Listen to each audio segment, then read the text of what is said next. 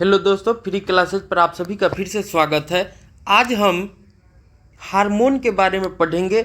Hormone क्या होते हैं, हार्मोन किसे कहते हैं, या हार्मोन जो होते हैं हमारे शरीर के किस भाग से उत्पन्न होते हैं, किस अंग से हार्मोन का स्राव होता है, उनके बारे में भी देखेंगे। पादपों में कौन कौन से हार्मोन होते हैं, हमारे जंतु में कौन कौन से हार्मोन होते हैं, इन सभी बिंदुओं पर चर्चा करेंगे। अगर इसी तरह के और भी आपको टॉपिकों को देखना हो तो आप हमारे यूट्यूब चैनल फ्री क्लासेस 504 को सब्सक्राइब कर सकते हैं, जहां पे सभी अध्यायों के प्लेलिस्ट बने हुए हैं। सभी विषयों के आप जाकर देख सकते हैं। अगर आपको वीडियो पसंद आता है तो प्लीज़ लाइक एंड सब्सक्राइब भी कर दीजिएगा और अपने दोस्तों के साथ शेयर भी कर दीजिएगा। तो आइए आज हम पढ़ते हैं हार्मोन के बारे में। तो हार्मोन क्या होते हैं, उन चीज़ों को हम लोग सबसे पहले समझते हैं कि हार्मोन्स क्या होते हैं। तो हार्मोन होते हैं तो कह सकते हैं कि एक प्रकार के जो होते हैं वो जटिल कार्बनिक पदार्थ हैं। तो हमने देखा था कि जो पदार्थ जो होते हैं कार्बन से बने होते हैं उन्हें हम कार्बनिक पदार्थ कहते हैं। तो हमारा जो हार्मोन है वह भी एक कार्बनिक पदार्थ है जो सजीवों में होने वाली विभिन्न जैव रासायनिक क्रियाओं जैसे कि वृद्धि, विकास एवं प्रजनन, नियमन तथा नियंत्रण करता है। ये कोशिकाओं तथा कोशिका ग्रंथियों से स्रावित होते हैं। तो जो हार्मोन होते हैं वह एक कार्बनिक जो होते हैं जटिल कार्बनिक पदार्थ है जो हमारे शरीर में होने वाली जो क्रियाएं होती हैं सजीवों में, जैसे कि आप देखिएगा तो हमारे शरीर में वृद्धि होती है, विकास होती है, या हम पादप में या मनुष्यों में प्रजनन की क्षमता होती है। तो हार्मोन जो होते हैं उनका नियमन करते हैं और नियंत्रण करते हैं, या इसे हम लोग आसान भाषा में कह सकते हैं कि हार्मोन वे रासायनिक पदार्थ होते हैं जो जंतुओं या पादपों में नियंत्रण और समन्वय का कार्य करते हैं। तो वही हमारा हार्मोन होते हैं। मुख्यतः जो हार्मोन जो होते हैं, अगर हम जंतु की बात करें तो जंतुओं में हार्मोन जो होते हैं वो अंतःस्रावी ग्रंथि से स्रावित होते हैं। किससे स्रावित होते हैं? तो अंतःस्रावी ग्रंथि से स्रावित होते हैं। जबकि पादपों में जो हार्मोन होते हैं वो कोशिकाओं द्वारा ही स्रावित होते हैं।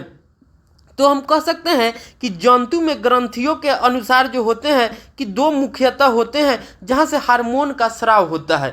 तो एक हमारा पहला क्या हो जाएगा? अंतःस्रावी ग्रंथि। क्या हो जाएगा? अंतःस्रावी ग्रंथि। और दूसरा हमारा हो जाता है बाह्यस्रावी ग्रंथि। क्या हो जाता है? बाह्य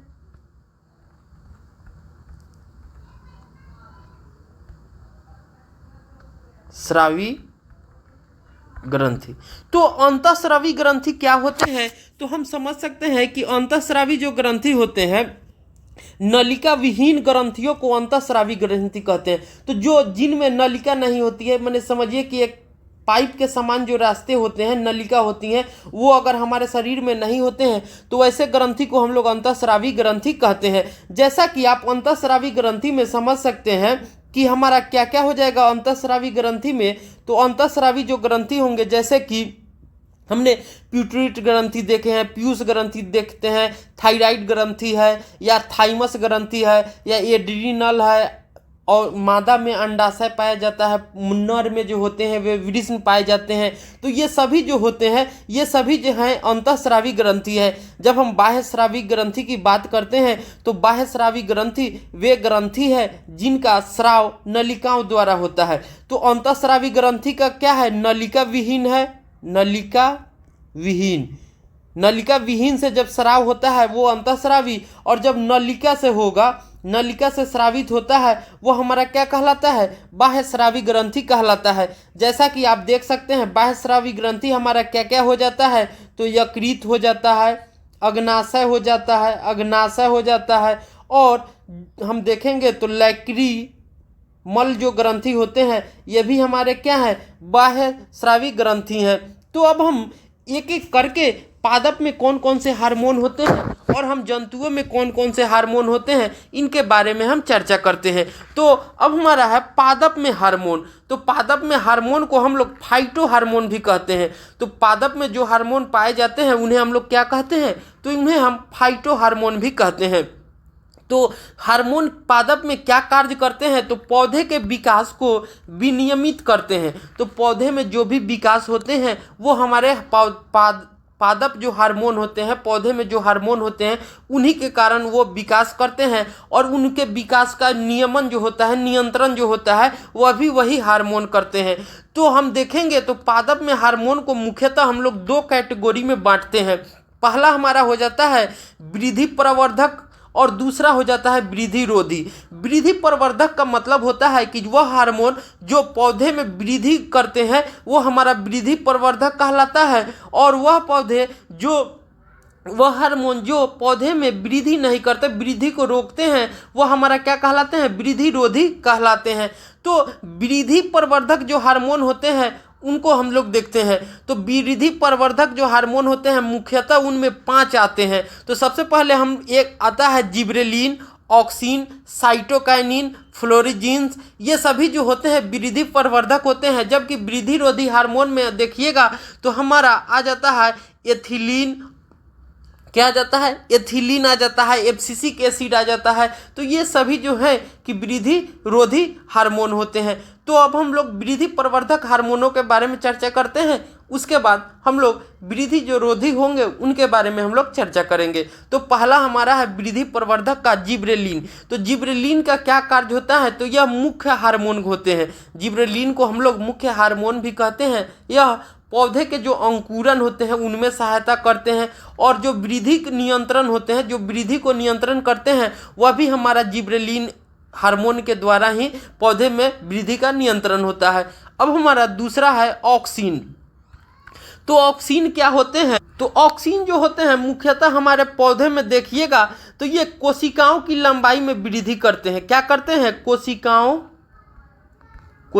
की लंबाई में वृद्धि, ये कोशिकाओं की लंबाई में वृद्धि करते हैं। और ये फलों जो होते हैं, फल होते हैं पौधे में, उनमें भी वृद्धि करते हैं। और जो कोशिका विवर्धन होता है, कोशिका विवर्धन, ये भी जो होते हैं वो ऑक्सिन हार्मोन के कारण ही होते हैं। आगे हम देखेंगे तो देखिएगा कभी कभी पौधे में आप देखते हैं कि सूर्य की प्रकाश की ओर जो होते हैं पौधे मूव करते हैं या गति करने लगते हैं। जैसे आपने सूरजमुखी के पौधे को देखे होंगे, तो उनके जो पौधे होते हैं सूरजमुखी के, वो सूर्य का प्रकाश जिधर जिधर जाता है, सूर्य के जो पौधे होंगे सूरजमुखी के, उसी दिशा में वो गति करते रहते हैं। तो इस प्रकार की गति को हम लोग प्रकाशानुवर्तन कहते हैं। क्या कहते हैं, प्रकाशानुवर्तन कहते हैं।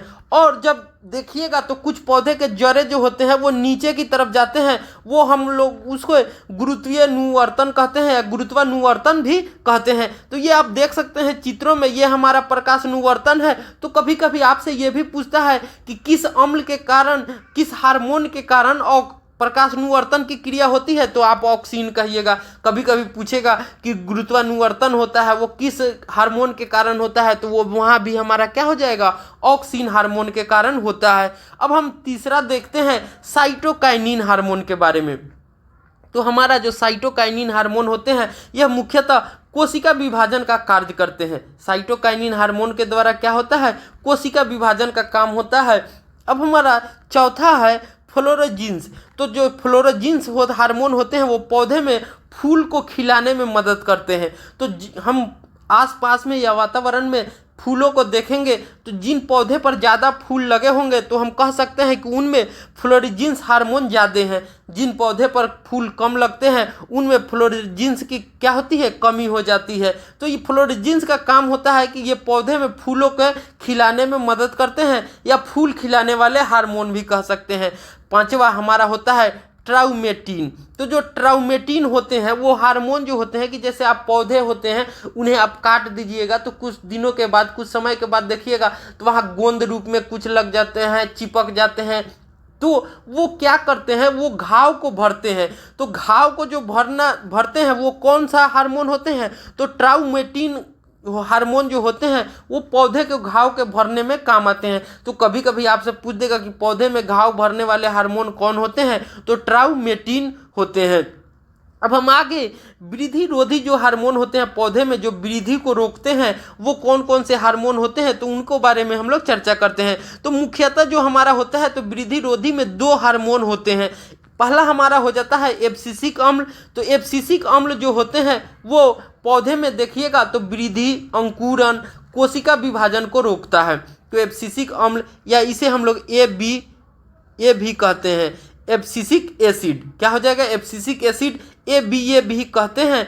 तो अब एब्सिसिक अम्ल जो होते हैं वो वृद्धि, अंकुरन और कोशिका विभाजन को रोकते हैं। दूसरा हमारा होता है एथिलीन। तो एथिलीन जो होते हैं कि वो प्राकृतिक रूप से फल पकाने वाले हार्मोन होते हैं। इसका सूत्र जो होता है CH2H4 होता है, ये एथिलीन का सूत्र होता है। तो ये प्राकृतिक रूप से जो होते हैं वो फल के पकाने का कार्य करते हैं। कभी कभी आप देखिएगा तो इसके जगह हम लोग एथाइलिन का उपयोग करते हैं। एथाइलिन, तो एथाइलिन जो होते हैं, जो एथाइलिन होते हैं जिसे हम लोग एसिटिलीन कहते हैं, तो ये क्या होते हैं, तो कृत्रिम रूप से फलों को पकाने के लिए उपयोग किया जाता है। किसका, एसिटिलीन। एसिटिलीन जो होते हैं इसका रासायनिक सूत्र C2H2 होता है। ये कृत्रिम रूप से फलों को पकाने के लिए कार्य करते हैं, ये कृत्रिम मानव रूप से। तो जैसे हम लोग आप देखते हैं तो गांव में जो कच्चे फल होते हैं उसे हम लोग तूर कर क्या करते हैं, तो कार्बाइड खरीदते हैं। कार्बाइड जो होते हैं कैल्शियम कार्बाइड होते हैं। क्या होते हैं, कैल्शियम कार्बाइड होते हैं। तो जब हम इस पर देखिएगा तो कार्बाइड खरीद के लोग उस पर हल्के से पानी के फुहारे मारते हैं, जल मारते हैं। तो जब ये अब जल से अभिक्रिया करता है तो क्या बना देता है, हमारा एसिटिलीन और कार्बन कैल्शियम ऑक्साइड बनाता है। यही हमारा एसिटिलीन जो कृत्रिम रूप से फलों को पकाने के रूप में उपयोग किया जाता है। अब हम आगे जंतुओं में जो हार्मोन होते हैं उनके बारे में हम लोग चर्चा करते हैं। तो जंतु में कई सारी अंतःग्रंथियां होती हैं जिनसे हार्मोन का स्राव होता है। तो जैसा कि आप इन चित्रों में देख सकते हैं, एक तरफ हमारा ये नर का चित्र है और ये हमारे मादा हैं। तो इसमें पीनियल ग्रंथि होते हैं, हाइपोथैलेमस ग्रंथि होते हैं, प्यूस ग्रंथि होते हैं, ऑटू ग्रंथि होते हैं, पारावटू ग्रंथि होते हैं, थाइमस होते हैं, अग्नाशय ग्रंथि होते हैं, अधिवृक्क ग्रंथि होते हैं और वृषण होते हैं। जबकि मादा में वृषण नहीं होते हैं, सभी ग्रंथियां सेम होती है, लेकिन मादा में अंडाशय होते हैं। क्या होते हैं, अंडाशय होते हैं। तो एक एक करके हम इन सभी बिंदुओं पर चर्चा करेंगे कि पीनियल ग्रंथि से कौन सा हार्मोन निकलता है और उनका कार्य क्या है। तो कौन से हार्मोन निकलते हैं, कार्य क्या क्या है, एक एक करके हम सभी बिंदुओं पर चर्चा करते हैं। तो सबसे पहले हमने देखा था पीनियल ग्रंथि। तो पीनियल ग्रंथि से मेलाटोनिन नामक हार्मोन का स्राव होता है। पीनियल ग्रंथि से मेलाटोनिन नामक हार्मोन का स्राव होता है जो मांसपेशियों के लिए संकुचन का कार्य करते हैं। हमारे मांसपेशियों में जो संकुचन होते हैं या संकुचन करते हैं वो मेलाटोनिन हार्मोन के कारण ही होते हैं। ये पीनियल ग्रंथि से स्रावित होते हैं। दूसरा हमारा है हाइपोथैलेमस। तो हाइपोथैलेमस को हम लोग मुक्त हार्मोन भी कहते हैं। हाइपोथैलेमस को हम लोग मुक्त हार्मोन कहते हैं। तो जो हाइपोथैलेमस होते हैं या मुक्त हार्मोन होते हैं वो पीयूष ग्रंथि से जो हार्मोन स्राव होते हैं, स्रावित होते हैं, उसको क्या करते हैं, तो नियंत्रित करते हैं। तो पीयूष ग्रंथि से स्रावित होने वाले हार्मोनों को कौन नियंत्रित करता है, तो हाइपोथैलेमस करता है। अब हमारा आगे है पीयूष ग्रंथि। तो जो पीयूष ग्रंथि होते हैं उसे हम लोग वृद्धि हार्मोन भी कहते हैं। पीयूष ग्रंथि को हम लोग वृद्धि हार्मोन भी कहते हैं। कभी कभी आप देखिएगा तो कुछ लोग बहुत लंबे होते हैं और कुछ लोग बहुत छोटे होते हैं, छोटे हाइट के होते हैं, जिन्हें हम लोग बौने भी कहते हैं। तो जो पीयूष ग्रंथि होते हैं वो लंबाई को बढ़ाते हैं। जैसे जिनमें पीयूष ग्रंथि या वृद्धि हार्मोन कम होते हैं वो बौने हो जाते हैं, और जिनमें अधिक होते हैं वो क्या होते हैं, बहुत लंबे हो जाते हैं। तो ये किसके कारण होता है, तो पीयूष ग्रंथि या वृद्धि हार्मोन के कारण ही होते हैं। अब हमारा आगे है ऑटू ग्रंथि। तो ऑटू ग्रंथि जिस होते हैं उन्हें हम लोग जो थायराइड ग्रंथि भी कहते हैं। ऑटू ग्रंथि को हम लोग थायराइड ग्रंथि भी कहते हैं, जिससे थायरॉक्सिन नामक हार्मोन का स्राव होता है। थायरॉक्सिन नामक हार्मोन का स्राव होता है जो हमारे शरीर में कार्बोहाइड्रेट, प्रोटीन और वसा के उपापचय पर नियंत्रण करता है। तो जो थायरॉक्सिन हार्मोन होते हैं वो कार्बोहाइड्रेट, प्रोटीन और वसा के उपापचय पर नियंत्रण करते हैं। थायरॉक्सिन हार्मोन के कमी के कारण देखिएगा तो कभी कभी हम लोगों घेघा रोग के शिकार जो लोग होते हैं, गले के सामने एक बड़ा सा जो फूल जाता है, तो वो क्या है, वो घेघा रोग है। तो वो थायरॉक्सिन नामक हार्मोन की कमी। तो आयोडीन जो होता है, कभी कभी आपसे एग्जाम में भी पूछता है कि किसके कारण जो होता है घेघा रोग होता है, तो आयोडीन की कमी के कारण। आयोडीन की कमी के कारण हमारे शरीर में क्या होता है, घेघा रोग होता है। अब हमारा है आगे पारावटु ग्रंथि। तो पारावटु ग्रंथि होते हैं, उनसे कैल्सिटोनिन और पाराथार्मोन जो होते हैं वो हार्मोन का स्राव होते हैं। तो जो कैल्सिटोनिन हार्मोन होते हैं वो हमारे शरीर में कैल्शियम का स्तर को बढ़ाते हैं, और पाराथार्मोन जो होते हैं वो फॉस्फेट का स्तर को हमारे शरीर में कम करते हैं। आगे हमारा है थाइमस ग्रंथि। तो थाइमस जो ग्रंथि होते हैं उससे थाइमोसिन नामक हार्मोन निकलते हैं। थाइमस ग्रंथि से थाइमोसिन नामक हार्मोन का स्राव होता है, जो हमारे शरीर में जैसे रोग निरोधक क्षमता को पैदा करता है। जैसे आप देखिएगा तो कभी कभी हमारे शरीर में जो क्रियाएं होती हैं उसके प्रति अनुक्रियाएं भी होती है। अगर हमारे शरीर में कुछ बुखार लग जा रहा थी तो हमारे शरीर में रोग प्रतिरोधक क्षमता अपने आप बनती है और उससे लड़ती रहती है। तो ये जो किस हार्मोन के कारण होते हैं, तो थाइमोसिन नामक हार्मोन के कारण होते हैं, जो हमारे शरीर में रोग निरोधक क्षमता जो होते हैं वो पैदा करते हैं। अब हमारा है अधिवृक्क ग्रंथि। तो अधिवृक्क ग्रंथि को, जिसे हम लोग एड्रिनल ग्रंथि भी कहते हैं, क्या कहते हैं, एड्रिनल ग्रंथि भी कहते हैं।